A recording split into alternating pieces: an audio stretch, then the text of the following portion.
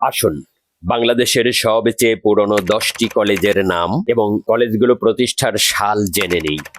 1.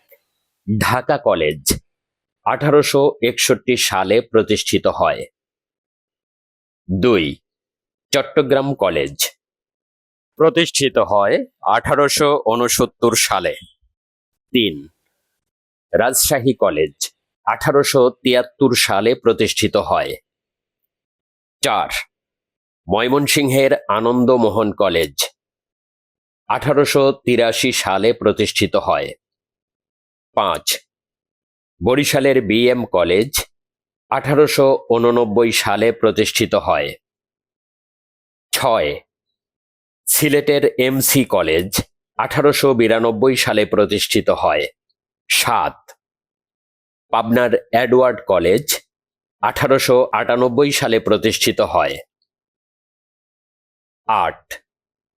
কুমিল্লার Victoria college 1899 সালে প্রতিষ্ঠিত হয়। 9.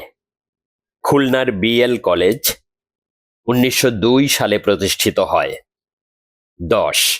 রাজশাহীর মহারানী হেমন্ত কুমারী সংস্কৃত কলেজ 1904 সালে প্রতিষ্ঠিত হয় এবং কলেজটি 1963 সালে বন্ধ হয়ে যায়।